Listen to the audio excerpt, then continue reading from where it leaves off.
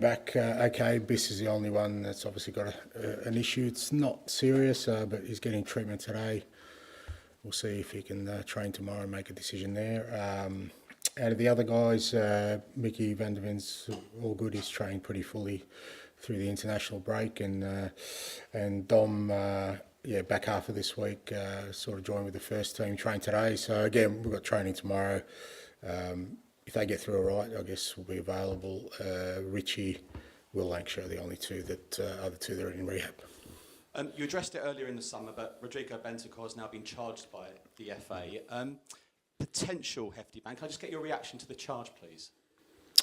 Yeah, not I guess unexpected from our perspective. We kind of knew that it's something that the league would look at, and it's kind of we need to let the process sort of play out now. And Rodrigo's well aware of the ramifications of any outcome from the panel, but we'll just wait and see what they come out with. Special game Sunday. I was listening to you a few weeks ago talking about potential new cycles here, and Mikel Arteta probably went through a similar one.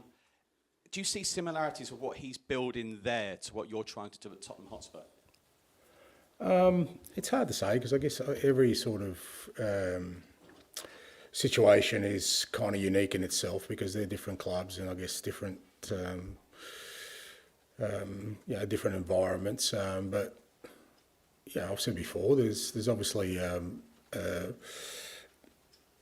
way to sort of build a team and a club and sort of go in a certain direction, and that always for the most part takes time. It's about finding the right people in the key positions, and all those things are club decisions, and as you go along, I guess clubs decide whether they want to continue down that road or not.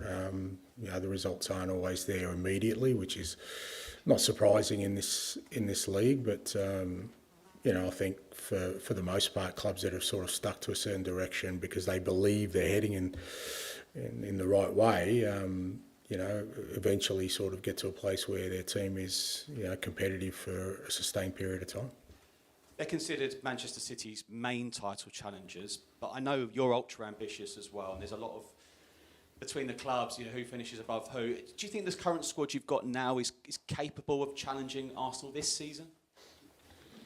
Well, not specifically Arsenal, but we want to be a club that can challenge everyone. So, that's what we're trying to aim to become. And to do that, you've got to perform at a certain level on a consistent basis. You've got to have a squad strong enough to do that, to withstand the challenges that inevitably come during the course of a season. But we've started the season fairly solidly from a performance perspective. Obviously, the results haven't reflected that, but I think we're in a good place to really,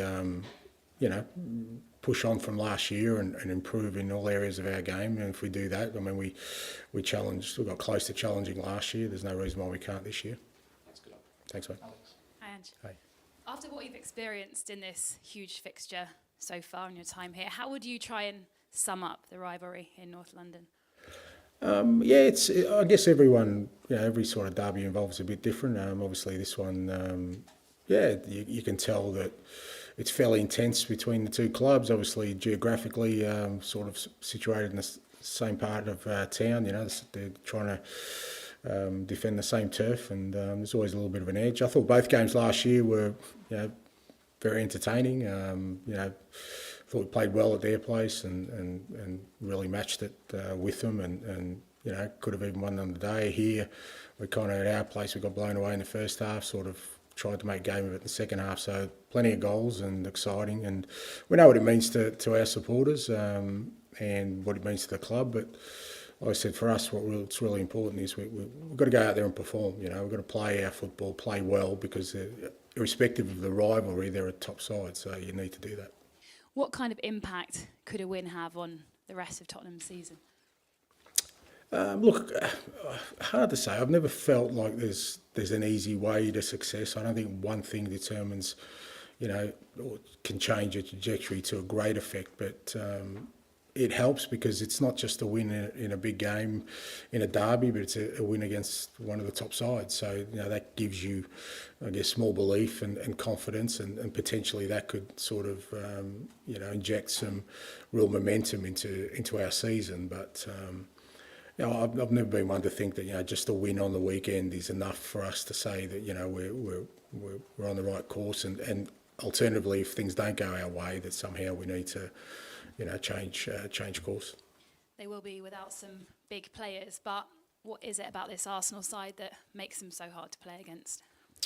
Yeah, I think consistency in approach and mentality. I think you've seen them in the last 2 years, in particular, that they've just had a real relentlessness about them. They haven't had to change their team too much. They've been, there's a solid core there that have sort of carried them through the last 2 years, and I think that gives you belief over time. So I think in every game they feel like they can win. I think they have this confidence in themselves now that they can challenge over a course of a Premier League season, which I think that more than anything else allows you to kind of build momentum season to season when you can do it over a whole course of a season. They have the last 2 years.